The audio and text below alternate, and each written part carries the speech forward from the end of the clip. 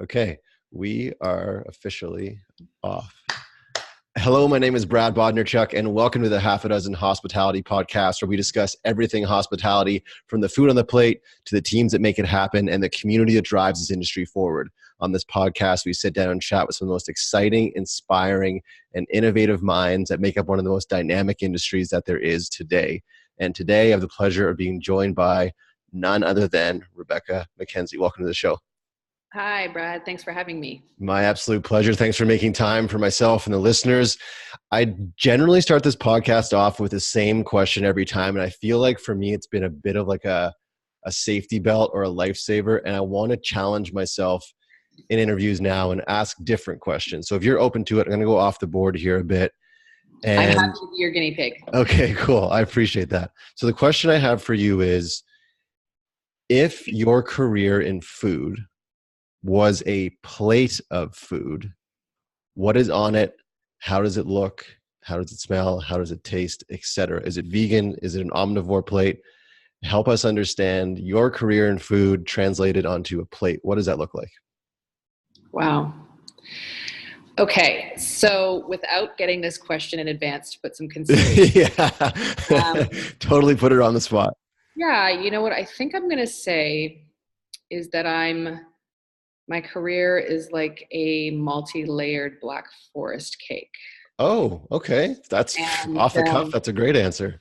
Yeah, and the reason why, and I'll be very frank with your listeners and your audiences, is I didn't come at this from a strategic place in terms of graduating high school and saying, oh, when I grow up, I'm going to be an expert in food tourism. In fact, I actually fell into my career quite virtually through happenstance. I was born and raised in Toronto. Found myself lucky enough to finish my last year of high school, going to school with it's based in Calgary and Montreal. It's called West Island College, and they have a program called Class Afloat. And I actually ended up sailing through Europe and Africa for 4.5 months on a tall ship, which actually was the start of my love of travel and food. I'm not going to lie, I was the pickiest kid you probably ever met and gave my such a hard time about food. But when you travel on a boat, and at one point we didn't see land or another ship for 10 days, food takes on a kind of different meaning. And I moved out to Kelowna when I graduated. I spent a couple of years out there working in various parts of the food industry, first as a bus girl, then as a server. I did some work in vineyards and orchards. I ended up coming back to Ontario and moving to beautiful Prince Edward County. It's a small rural community a couple hours east of Toronto. And it was there that I actually went to college to take an engineering program, which is very strange. Did extremely well, but in the process, I was working at the Waring House restaurant. I was, again, started as a server, ended up being a bartender, ended up actually staying at the inn when they needed an innkeeper if they had rooms. Oh, cool. And through the whole process, realized I was not engineer material, did extremely well in the program, but just wasn't really what I was passionate about. And at the same time, I started working for the county cider company, and I was doing his tasting room sales. So he's the first fruit winery that really specialized in hard cider in Prince Edward County. So I was working in his tasting room, and I was doing all of his licensee sales, and I was slogging kegs of cider to Toronto and Ottawa, and just really getting into the whole food service and hospitality scene that way. And I had decided I was going to take off and travel South America. And I'd made all this money in my serving job, and I was like, that's it. I'm 21. I'm going to bail. And I actually met my ex-husband and decided, hey, I think I'm going to stay in Prince Edward County. And I actually started a business with Grant House and the cider company. I had a gourmet Canadian food gift shop. And so right from the start, it was really like, what I figured out was my life's a layered cake, because all through it, part of my success has been the people who I've surrounded myself with, and the great opportunity to learn not only about the hospitality industry, but what it takes to grow our food, raise our food, what it takes to process our food, what it takes to really, build a destination. Because in that process of joining Grant and becoming an entrepreneur in Prince Edward County, I quickly realized that along with about 100 other entrepreneurs in the county, that if we didn't start working together, we were having a real struggle making 12 months of the year income on June, July, and August. Yeah, definitely. There are a lot of your listeners who live in seasonal destinations can relate to that. And so we actually started as a collective bunch of volunteers, an initiative called Taste the County, which I then went on to actually sell my business and take over formalizing the organization and being its executive director for a decade. And I did all of the food tourism development for Prince Edward County, developing the Taste Trail, the Harvest in the County program, their Taste to Celebration, Maple in the County, and working on some other tourism products as well, like their Arts Trail. And it was an incredible, incredible experience. And again, humbled me to realize that, like, you know, it takes a lot of different ingredients to bake a cake. Yeah. And the icing is the storytelling, right? And you can't really get to that story until you've got the right ingredients. So I was very lucky. I spent 10 years working in Prince Edward County doing that great job, and had the fortune to be asked to sit on an advisory committee when the Ontario Ministry of Tourism developed their provincial culinary tourism strategy. So I volunteered with them for about a year and helped them raise a bunch of funds to get what was the Ontario Culinary Tourism Alliance started. And back in 2008, I actually then quit the board and got the job to run what was OCTA. And in 2016, we actually evolved the organization to be the Culinary Tourism Alliance, losing our O because we'd successfully completed and implemented that 10-year strategy. And I'm not going to lie, I'm still working on the cherry for the top of that Black Forest cake, because, you know, I just had my 44th birthday, and, you know, I still don't know what I'm going to be when I grow up, but I know it's going to be awesome. Because I just keep on getting this fabulous opportunity to, you know, my bucket of ingredients keeps on getting bigger and bigger. You know, it was the county, it was Ontario, now it's the country and the globe. And I just feel, you know, there's so many different iterations of how you can get to the finished result, but ultimately I'm still always striving for that sort of finished piece. Yeah, that's amazing. And wow, for off the cuff, that was a fantastic answer. I would have thought you were reading off of like a, I don't know, Bristol board in the background or something, but well done. And kudos to you for wearing so many different hats. And something you mentioned there that really resonated with me was, I'm not sure if you were conscious when you said it or subconsciously, you said, and I'm paraphrasing a bit here, but that like nothing really big can be done alone. Like the support that you had and the opportunities that were given to you, it's so imperative, I think, in any industry. But I feel like in this industry, it's a bit unique in that it has this more of a family vibe to it, if you will. And I feel like people truly do want to lift people up and give opportunities. And I've been super blessed with even this show, people giving their time to this show. And it wouldn't be a thing if it wasn't for people like you coming on and donating an hour of your time to this project. So I appreciate you having that self-awareness. And again, I appreciate you coming on the show today and being able to answer a question like that so off the cuff. And I look forward to hopefully keeping in touch and one day finding out what that cherry is for you. Awesome. Yeah. You know, I look forward to the opportunity as well. And I feel like I'm going to constantly be in search for that. And I think that that's really important in your life, is to never become complacent in what you're doing and the space that you're in. And always, for me at least, I do have, pun intended, a hunger to learn more and to contribute more and to make an impact. And I think that's what's the most exciting thing about my career in food tourism is that I can actually see the results that my team and I and the people that I work with have the opportunity to be a part of. And I think that, you know, so much of what's changing in the industry is really about that. It's more than just that sort of service piece, but it's that really actually being able to be part of change and something sort of bigger. And ultimately, you know, I mean, I know that I've had a lot of great successes, but I'm a self-made individual. Yes, I've been running not-for-profits, but it's largely from an entrepreneurial spirit. And you know, I've always a firm believer that if I don't know how to spin the wheel, I find somebody who does, and I ask them how they do it, as opposed to try to figure out how to start from scratch. And, you know, I get a lot of young people coming to me from various backgrounds and various walks of life saying, like, how did you get where you are today? And I would be remiss if I didn't mention to your listeners, like, volunteering is so huge. And, you know, whether it's in your particular line of work with an organization that's doing what you're doing or something completely different that's based on a passion, it's a way to open up a network and learn and open up opportunities that, quite frankly, you know, good old pounding the pavement and dropping off resumes won't do. And it'll also just provide so much more meaning to what you're doing. Yeah, it gives you a better understanding too of how things work, I think, which is so important. Like it's almost like staging, if you will, in a Yeah, restaurant. Like you learn yeah, so much absolutely. with that situation. Absolutely. Can we talk a bit and change speeds a bit about talking about, pardon me, change, and Mhm. what have you witnessed in regards to change and growth in regards to our country and the food system and the hospitality industry from way back when you were slugging kegs from the county to downtown Toronto? How does that system or how does that environment look different now? So I'm going to talk about the positive change, and I'm going to talk about no change. How about that, as opposed to being a negative? Hmm. Like, I mean, I know that no is negative, but at the same time, I think so. I think what's positive is that people are caring more about what they put in their mouth. Unfortunately, I don't think it's a critical mass yet, but it's certainly more than it was 2 decades ago. I think we're becoming more aware of the key role that food plays in our environment, in our economics, in our social well-being. So I think that that's a really positive thing.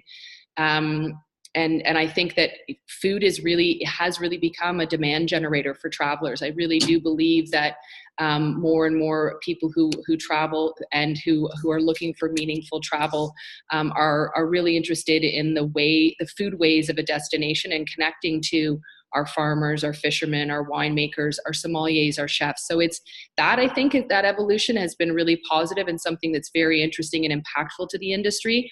I think that there's a great advocacy that's starting from the food service and hospitality industry, seeing chefs become vocal advocates of food security and some environmental issues, issues around sustainable seafood as an example. So those are all really positive. On sort of the not so positive side, I'd say that a lot of the challenges that we still face in our food system are exactly the same as they were 20 years ago. We still are dealing with an industrialized, globalized food system where there is still a pretty significant disconnect between a lot of chefs and the people who raise and grow the food for them. There's still movement of food, especially in a country the size of ours, proves to be very challenging from a distribution perspective. Some of our liquor laws in the country are absolutely ridiculous, making it so difficult for us to actually build a culture around wine, a culture around artisanal craft beers, spirits, etc., because of our or lack of provincial trade. And I think that's these are challenges. I think they're challenges that have existed for a long time, and we still haven't overcome them. The important thing is that more and more people are aware of the challenges and they're talking about them. But I feel it's really important. We've got to start addressing some of those issues head on and start making some change, not just talking about it. Yeah, no, I agree. I think you hit the nail on the head there. I think nationally, that's probably a pretty poignant opinion you just shared in regards to the lack of change. And again, something you mentioned that kind of piqued my interest was, maybe you can shed some light on this, or maybe you have some tangible things that you can share. I know that in BC, and a lot of the chefs that I deal with on the daily, and a lot of guests I've had on the show, they lack the inspiration to engage, say, local government, to attend events, to get engaged and learn or be part of events that bring everyone together to affect change. They just don't see the value there. Have you witnessed anything yourself, either through your current company or something you've either attended, that has really kind of resonated with that sect of this industry, being chefs? Sure. So, I think what's interesting and it's challenging for people who work incredibly long hours and who have very, very strenuous careers. And certainly the culinary industry is one that applies to. Not really any different than our farming industry. And frankly, that's sort of something I always say is there's two jobs that I have an enormous respect for that I'd never want to do because they're 24/7, and that's being a farmer and being a chef. Just one wakes up at 4 and one goes to sleep at 4. Yeah, exactly. So I think, and I have seen some great examples of how the culinary community has been mobilized, but I think that the challenge we still face is that it's people don't get really engaged until somebody of a celebrity status gets involved. And it's sort of that like, well, we're a bit like lemmings, like we'll follow that leader and jump off with them, but it isn't until there's a leader that we get there. And what we actually need is more regular leaders and less celebrity leaders, because there can only be so many celebrities, right? I was just at the MAD Symposium, Renee Redzepi's leadership symposium in Copenhagen, and I saw some really interesting people there that I think were, that they opened registration to, that were coming from a different space in food service than previously. So it wasn't as many chefs. There was a broader audience of the 400 delegates, which I think is interesting from that perspective, that they're broadening sort of the scope of who needs to be attending as well as presenting at MAD.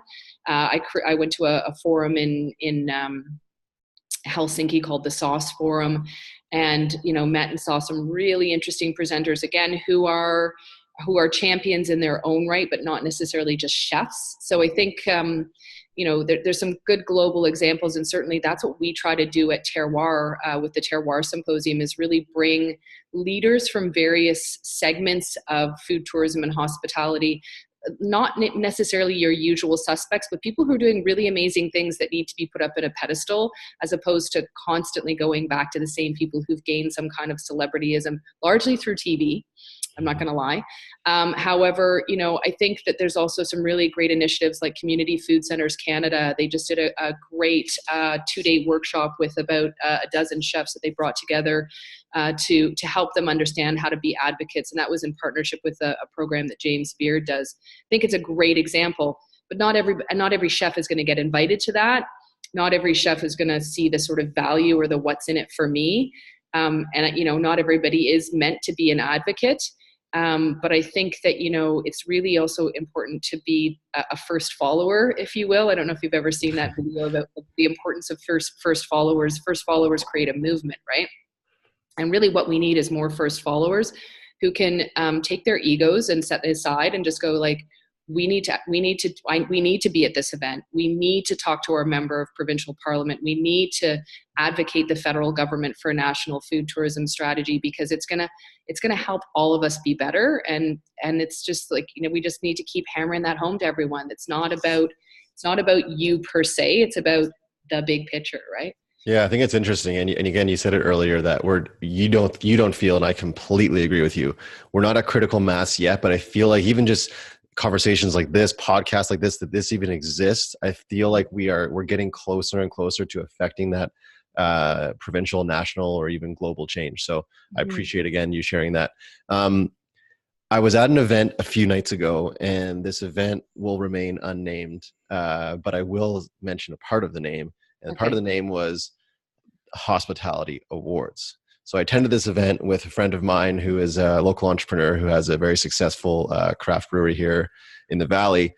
And we were challenged by the fact that this was called the Hospitality Awards, because to us, it spoke to nothing that is hospitality. There was no celebrating of chefs or farmers or food. It was more like a nightclub award, if you will. So I wanted to ask you, and I ask a lot of my guests this, that term hospitality, how do you yourself, Rebecca, how do you define hospitality? Whether it's with a business hat on or whether it's in your home, how do you define hospitality? So I think how I would define hospitality is an opportunity to make somebody feel at home, an opportunity to make somebody feel welcome, an opportunity to host, right? Somebody who excels in the opportunity to host. And I know of a number of types of awards, similar to the one that you're talking about, that really are more about like business. Yeah. Like the business of how many people they employ, or how big their reach is from a marketing perspective, or like how big they are from a revenue perspective, but not really like they don't really reflect how great are they at hosting people, how great are they at giving people the opportunity to immerse themselves in an experience and do it with excellence. Yeah, I was just challenged by that. No, I was trying to figure out how they themselves would define that word, but I appreciate you offering your personal opinion on that. we're lucky on the show that we have listeners literally all over the world. Analytics shows some people in Kenya, Germany, London, England, Australia, New Zealand. And I want to take a moment because I feel like you're a great person to answer this question. Speaking to those people, if they were going to travel from their home and come to Canada, whether it be Nova Scotia, Ontario, BC, the prairies, what would you tell them to expect from a strictly food point of view? What are they going to expect when they arrive here in Canada? So I would say, first of all, what you should expect is the unexpected. Okay. Because many people who I talk to from around the world still think we live in igloos, and all your listeners, we do not. Mm-hmm. It is not always cold in Canada, and in fact, we have lots of things in common with our neighbors to the south. I think what to expect is we are a culture of cultures. People need to recognize that we are a young country, and we're a country made up of mostly immigrants who have brought their food cultures with them.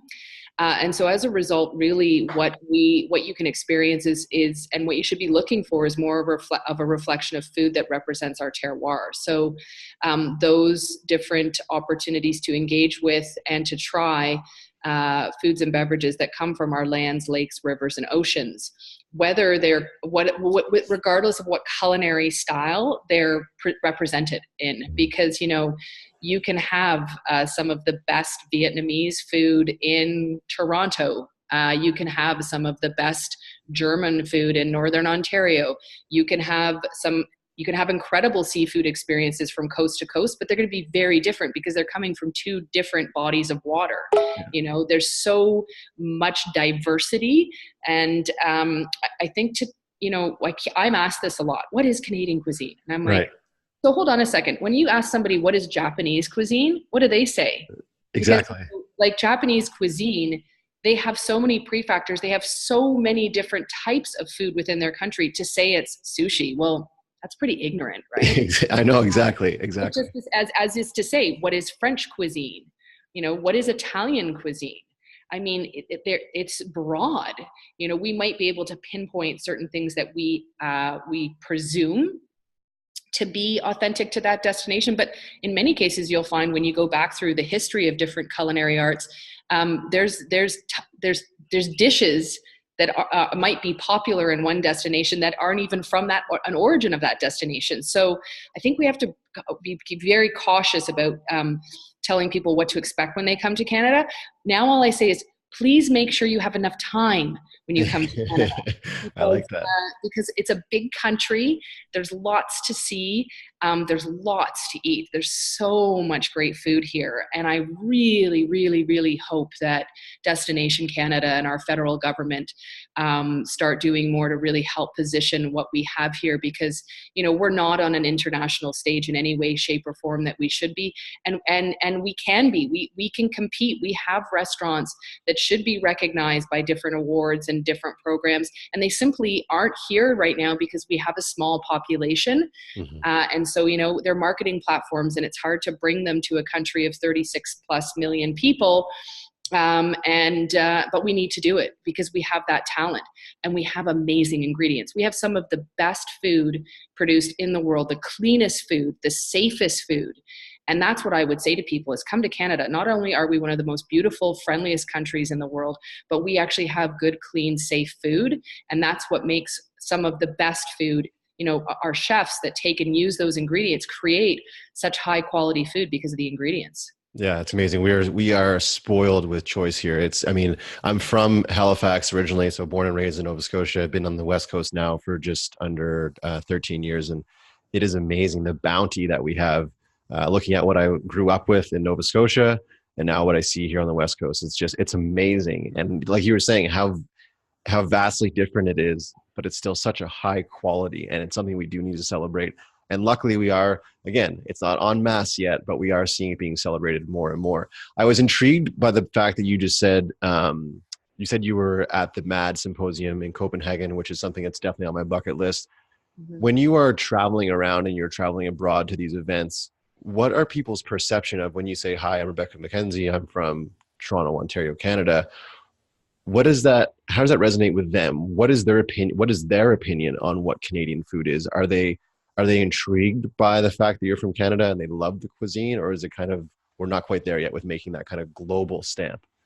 I mean, I think so I've attended like 10 conferences in 12 weeks. Some of them I've been attending purely from a learning perspective. Some of them I've attended to speak at, and some I've attended and done both. And usually, I mean, I always take the opportunity to learn when I'm at these.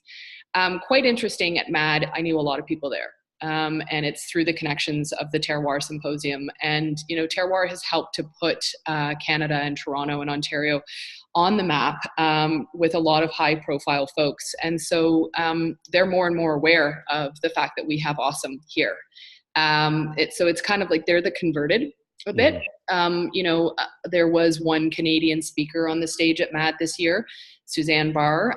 So it was great to see that. I'd like to see more Canadians get on the stage of some of these forums. I spoke at the at the Sauce Forum. So I was one of the 20 presenters, and my presentation on growing food tourism was extremely well received. And, part of it is I made it very relatable. I don't know if you've ever been to Helsinki, but it's kind of like going to Kingston, Ontario. Okay. Finland is known as the land of 1,000 lakes. And I kind of opened with, hey, I'm from the province that has the 1,000 islands. And, our topography is very, very similar. So, I think that inspired a lot of people. But I did say, hey, we're more than maple syrup and ice wine. We're more than poutine. And so, that is the perception for those people that haven't come to Canada. And so that's why it's so important to be out there talking about the fact that, we have these incredibly amazing ingredients from coast to coast to coast, and encourage people to come. I will say though, I'll reiterate, it's challenging when we don't have, for example, Michelin star here.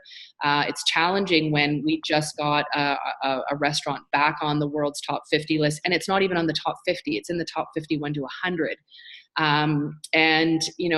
Those types of lists and those types of awards help really build global awareness for what we have, and love them or hate them, from a restaurateur perspective, they make or break places, right? And yes, it's great that we have some of our own lists here. We have Canada's best new restaurants. We have Canada's top 100 restaurants. We have a lot of provincial and association recognition awards. These type of global awards are so huge. Yeah. It's it will be one day a game changer when we can put ourselves on the map with a list like that. And I feel like in the city, obviously in Toronto as well, so densely populated, there's so many fantastic restaurants that deserve at least a shout out on those lists. Hey, I can think of great restaurants in Newfoundland, in Halifax, in New Brunswick, oh my God, Quebec. Like I can throw. Oh my God, yeah, Quebec, yeah. And buckets, right? Yeah. From Vancouver to Nanaimo to up to the Yukon. Like there's, everything in between.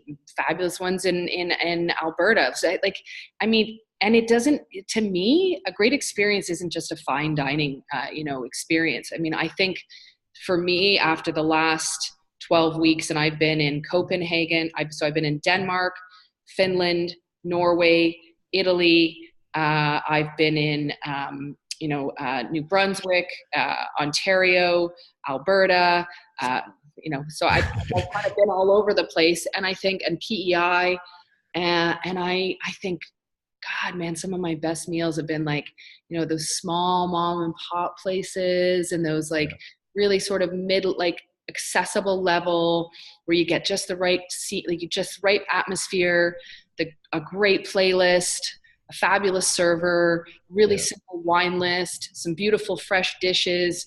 I've eaten at Noma, Mamo, and Osteria Francesca. Wow. They were all great experiences. That's since the beginning of September. All great experiences. Were they more than my favorite experiences? No, but they're food in a different way. Like it's for an appreciation. It's like why you go to the opera or you pay for the box seats at your favorite sports game. Like you're going to get to see the experience at the highest level of its performance, but it doesn't always mean it's the best. Yeah. Wow, that's amazing. Those are some incredible restaurants, and I completely agree. And it reminded me, I was watching from afar, obviously. I believe it was this year's Mad Symposium. I forget her name, but she came on stage and she made a crab omelet. Jai Fei, she was my favorite presenter at Mad, and I actually got to meet her. Oh, cool. Oh my God, she was so amazing because did you watch the video? I did. It was interesting to watch. So for those, I'm gonna allow Rebecca to add some more context to this because she was actually there and she met this woman. But from what I understood is she's now been given, feel free to interject, she's been given a Michelin star. And so for street food, which is a first, and I think, is it a first in her country? Yeah, first in her country. So this woman, guys, I implore you, go onto YouTube or go onto the Mad Symposium website and look at their video, their media. It's on there. It is very entertaining. Rebecca, I'll let you interject here, but I was, as you're describing these mom and pop restaurants you've had meals at, I'm thinking, can that be that version? Could we be that someday? Do you know what I mean? So feel free to interject on that whole experience. And for the guests, can you kind of articulate as best you can what that was like? Because it was kind of like a hot mess, but it was beautiful at the same time. It was incredible. So to preface, this woman is in her 70s. She is about, I'm going to say maybe 4'10". She is probably one of the most adorable looking women I've ever seen. She wears these signature goggles because she uses this wok with hot oil to make these omelets that she's become famous for. And so at Mad, they put her on the stage and they placed sort of a wooden sandbox so that they could start the fire and put her wok in this fire pit, if you will. And she came out and she's like dressed in camo and she's got like to the floor apron. And she has this interpreter, this young guy, very handsome young Thai guy, and so he explains that he's going to interpret for her, and she starts like she's actually cooking on the stage, and then she takes and pours all the ingredients in, and she's making it, and she's talking, and the funniest thing is she'll stop talking and he would go to talk and try to articulate what she'd said. And then she would stop him and keep talking. So it was this like 5-minute monologue where he'd be like, okay. And then she would be laughing at herself. She's so humble. And then he would then have to interpret. And it was just like the dynamics between them was beautiful. And the best part was when she takes the omelet and she's explaining that she's tapping the outside of the omelet, and she's explaining that you can tell when it's done because there's a consistency. You hear it, right?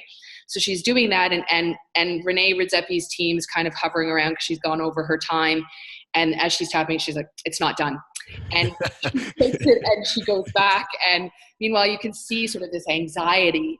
I felt it sitting here in Vancouver watching it. So this anxiety of watching, and she puts it back, and she did. Look at, man, she's in her 70s. She doesn't give a, side stand, street food. Anyhow, she finishes and it was great. And I got to meet her afterwards. She was actually sitting kind of outside with her interpreter, and got to meet her and say, how much I enjoyed. In fact, that was my highlight for the entire Mad. She was hands down worth the price of admission. Will be something that she's my most memorable part of Mad. And it's really fascinating because she actually is kind of like, she doesn't want that recognition. She just wants to make omelets. Like, she just wants to make food,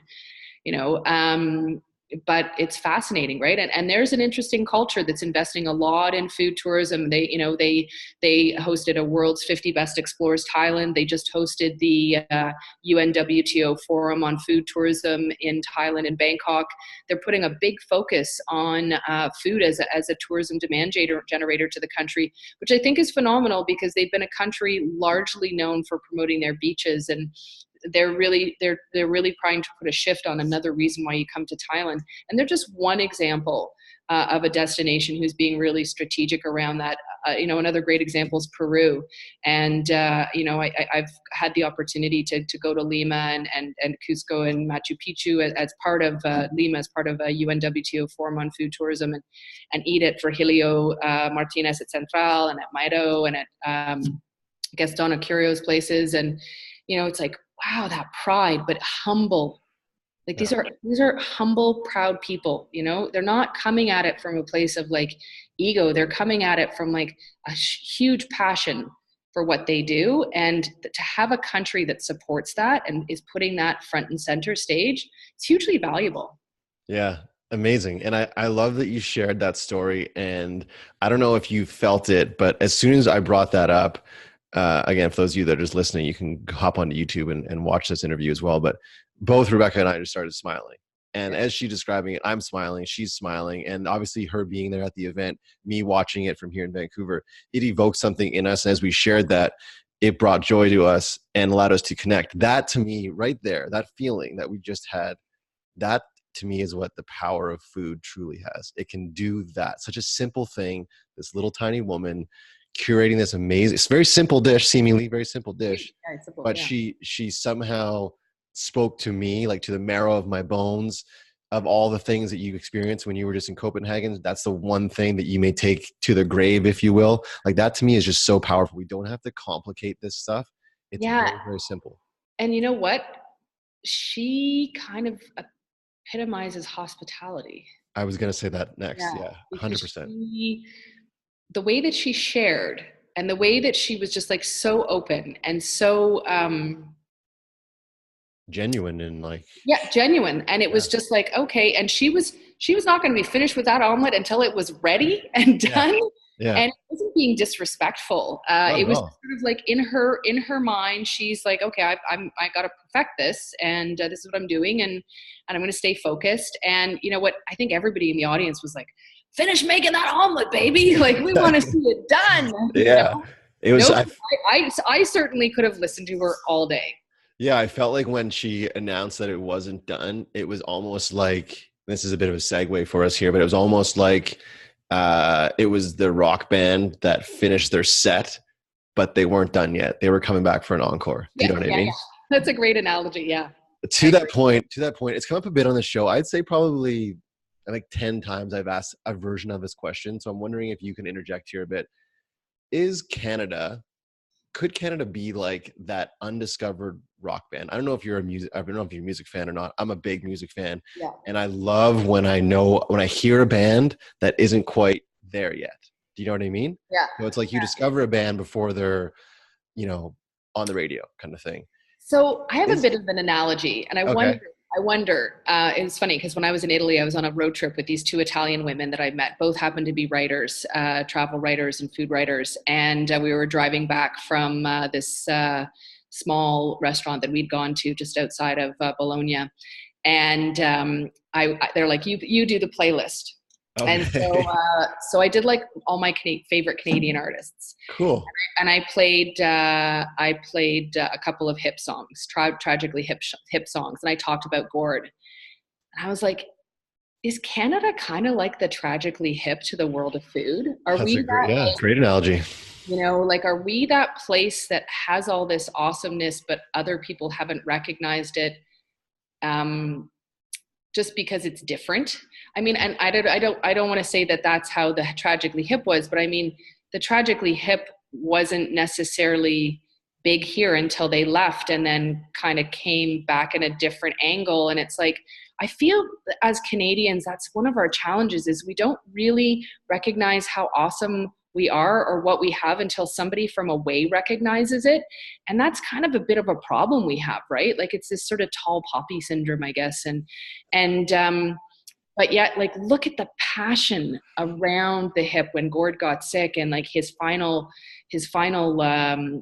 show, and how many people across the country came together. It's like, does like our food scene have to die for all of us to all like, this is gonna be like, this is fucking awesome? Like, sorry, but why can't we just celebrate that more now while it's here and it's thriving? Like, not to say that we didn't, but it's like, it's almost like, it's like we don't recognize how great the things that we have are until they're close to being gone, or we're in jeopardy of losing them. And that's a bit of a shame, Yeah, I wonder if that is accurate, but maybe as a country, and this is like on a very deep reaching level here, but maybe that was the tragically hips, last little gift to us, or Gord's last little gift to us, was to be more aware, not just about food, but just everything, like Everything. people, Everything. the Because land. Gord, they as a band, and Gord as a leader of the band, use their art as a platform for broader social change, which food can be and should be. Mm-hmm. We have the power to fix a lot of mistakes and challenges that are happening in this country through food, but we have to be strategic about it.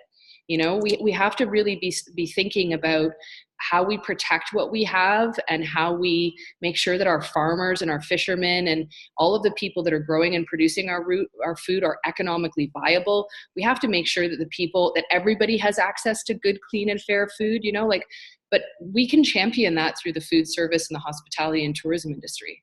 Can I assume that in May of this year, every breakout, when there's no one speaking, it'll just be Tragically Hip, just like rocked the entire I feel time? like that's definitely yeah, I like that, and I'm pretty sure that we can make sure that that'll happen. There's definitely going to be some music invoked at Terroir next year for sure. Cool. Yeah, I look forward to that. It's on my bucket list to come back and experience that. Let's talk about that for just a moment, if we can. So I came to know of you obviously through the Terroir Symposium, and through being on the website and visiting and kind of going through what it's all about. This has been my first exposure to it. Even just the last few months, I was unaware it even existed until a few months ago. So for those of us that are still discovering it and maybe a bit ignorant toward, in regards to, what it is, Sure. help the listeners understand, what is the Terroir Symposium and what can they expect if they are to attend? Great. So I'm glad you found us, and certainly would invite you you personally if you can make your way to Toronto here, we'd love to have you as a guest to come and experience this, and possibly be able to even maybe set up a live podcast with some of the presenters this year, so you can share some of that with your audience. Yeah, definitely.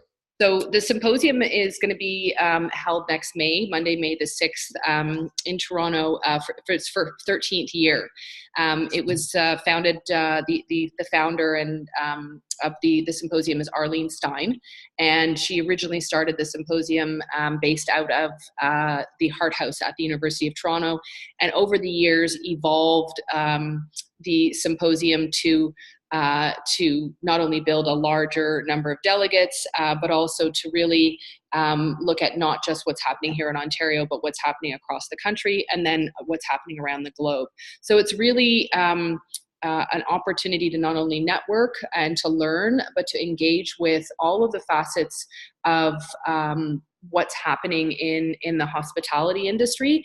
And just this past year, our organization, the Culinary Tourism Alliance, which is a not-for-profit organization, we actually purchased a license to manage the symposium, and we'll be doing so moving forward. And we're bringing in a bit more programming that also relates to food tourism to really sort of make that connection. And the theme for 2019 is choice: the risks and rewards in a changing food culture. And as you, and I'm sure your listeners are very aware, there is a lot of things going on in both the tourism and hospitality industry that are very, it's a critical time. It's a very precarious time for a variety of different reasons. Some which have just popped up in the last year or two, and some that have been ongoing for a long time. And what we really want to do is talk and bring to our audience, and we bring over 1,000 delegates together to listen to speakers who specifically are going to be talking about either the risks and associated rewards with that they're taking, or the rewards of going down the path of doing things differently in this changing food culture. Amazing. It sounds, sorry, continue, pardon me. No, it's really one of the things that Arlene and the team that she's built around her, largely volunteers who developed the program, and we're carrying on with. So we have a program committee that helps to inform the speakers, is to really find people who are doing interesting things that people don't know about. And sure, there's going to be a couple of keynotes that are going to be high profile, because we always need those to help us get more people to show up in the ticket sales. But the real gems are the ones whose stories haven't been globally exposed. And, we've taken pride in, over the last 12 years, to put people on the stage before they were really, really big. We had Rene Redzepi on the stage before he ever started MAD. we've had this past year we had Elena Artsak come from San Sebastian, and she and her family, fourth generation run restaurant, one of the top 50 chefs in the world, one of the few women on that list. Her first time ever coming to Canada. Oh wow! And Elena is an incredible woman, an incredible presenter. She's also a chef who has taken on and continued the legacy of her family while being a mother. She's got 2 teenage kids. Amazing. And she came to Canada and everybody gives of their time coming to Terroir. So I think that's one of the really interesting things about this symposium. It really is about where the hospitality and food tourism community comes together and not only learns, but this opportunity to network. So when Elena came, she brought her assistant, as I guess, a sous chef. And she was blown away by Toronto and by Canada. One of the things that we do for all of our speakers, because we don't pay speakers fees, we do cover their travel, is we take them on a culinary retreat the day after the symposium. And every year we pick a different destination in rural Ontario, and we bring our VIP presenters and our media and our program partners to this rural destination, and we have a convivial meal. And it showcases all of the terroir, a pantry of ingredients from that particular destination, and really celebrates that part of Ontario's terroir. And Elena came, and she was so blown away. We went to Norfolk County, and this is a county that they produce peanuts there, right? So she was given these black peanuts, and she's like, oh my God. I was like, I've never tasted anything so good. She was just like, I can't believe this. I can't believe this. And she was trying all these different ingredients and these different things and meeting these different people. And she was like, Canada has a place in my heart. And it's like, wow. But not only that, she met a bunch of chefs who now are going to go over and stage with her and are going to do events with her. And like, that's the power of terroir, is it's not only bringing people to Canada and to Ontario and to Toronto to have these incredible experiences and for us to host and be really, really great hosts. But it's also a great opportunity where these people meet. And now there are business relationships that have started over the past 12 years that continue, that are phenomenal. And they started at Terroir. And I think that, for your listeners, it's a great reason to come to Toronto. The night before, for anybody who buys a ticket, they can come to the welcome reception, which is going to be at the CN Tower. We're doing it in partnership with Ocean Wise. So they'll be bringing in about half a dozen of their recommended restaurants and working with a bunch of their certified suppliers. And we'll do a great showcase of seafood. Chef John Morris from 360 Restaurant, he's going to have, of course, some vegetarian and vegan and sweets. And we'll make sure everybody's taken care of. We'll be serving great Ontario wines and Ontario craft beers and spirits from across the country and around the globe. So it starts on Sunday. On Monday, we have the full symposium. There's an awesome after party at the Walrus. And then for those VIP folks, we take them on the retreat the following day. But it's a great opportunity to come if you haven't been to Ontario and explore. And certainly any of your listeners, if they are so inclined to make the trip to Ontario and it's a first for them, I'm always happy to help people come up with itineraries so that they can, if they want to extend their stay and get out and explore the terroir, that we've got some resources to direct people in the right places. Amazing. Yeah, I know for myself, and then a few of my like power circle, I call them, it's on the radar for sure. So don't be surprised if you see us knocking on your door, some hooligans from BC coming out to enjoy the symposium.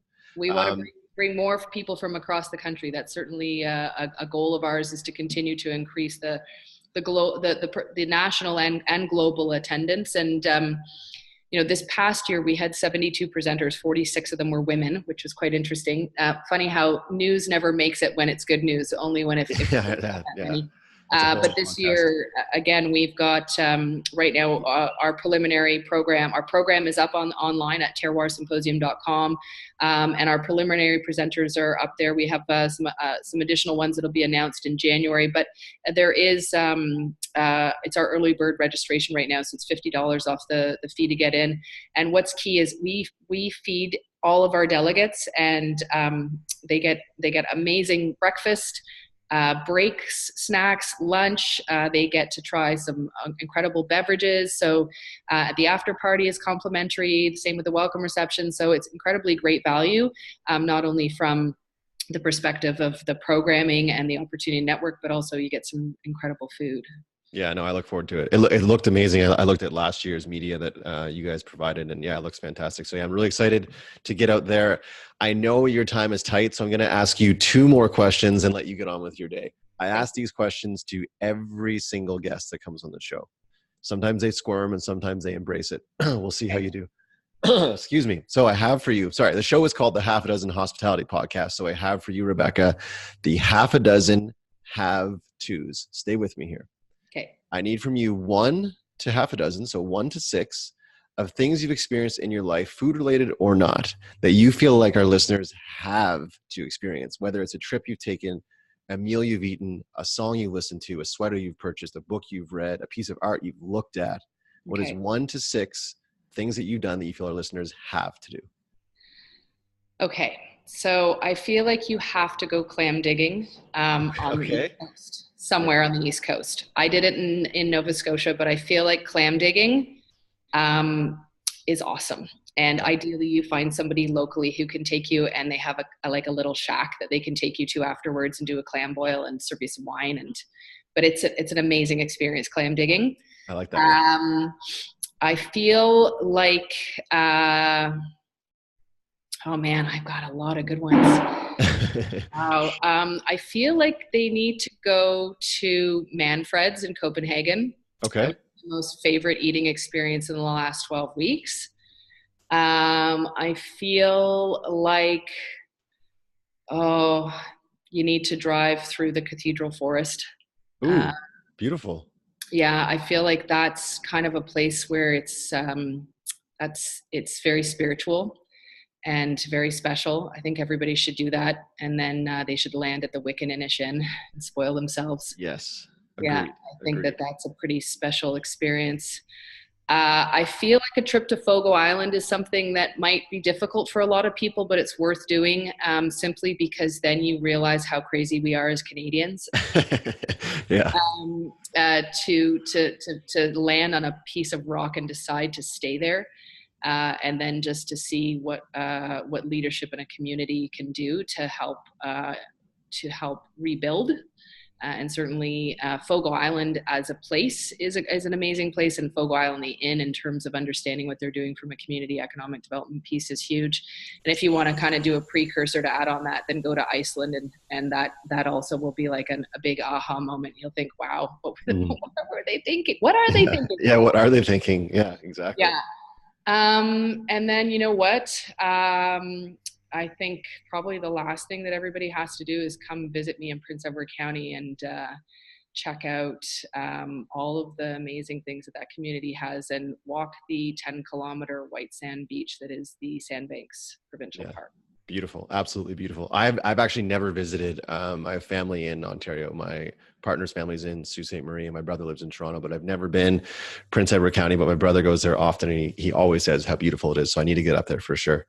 Well, you let me know. I have a cabin in the Sandbanks Provincial Park that has a guest Airstream suite. So Oh, so cool. casa su casa. I will definitely hit you up on that. The last question I have for you, Rebecca, same kind of theme, but it's more of a bucket list question. So it's the half a dozen haven't yet. So 1 to 6, you can do 1 or you can do 6 things that you've yet to experience in your life. It sounds like you've done a lot just in the last few months in regards to food, but is there anything else on your list? I know you mentioned at the start of the interview that you still feel like you don't know what that cherry on top is going to be or how many more careers you're going to have. So share with myself and listeners 1 to 6 of your haven't yet.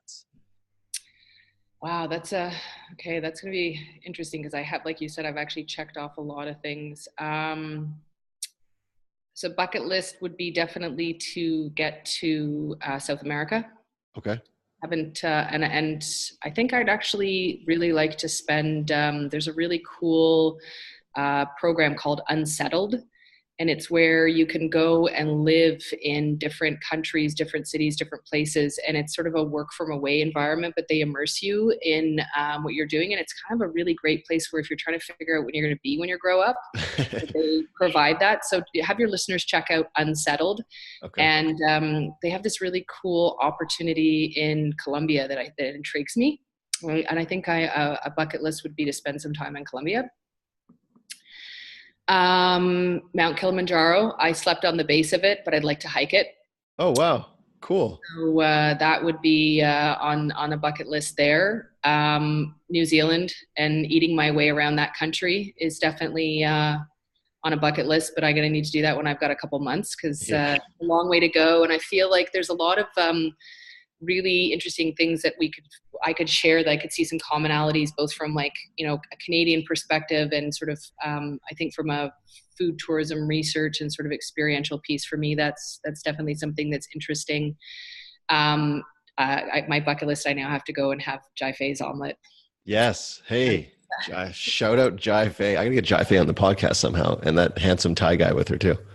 Yeah. So that's on my bucket list, is to go and have her omelet for sure. But I understand that, it's a pretty pricey omelet, but I don't care. It's now actually not even so much about the omelet. It's about just seeing her in action in her own space. Yeah. And a big, hairy, audacious bucket list for me is to help write a national food tourism strategy. Amazing. I hate dropping names. We're going to do this anyway. Do you know the name Eric Pateman? I do. I know Eric well. Yeah. So Eric, his podcast with me goes next week.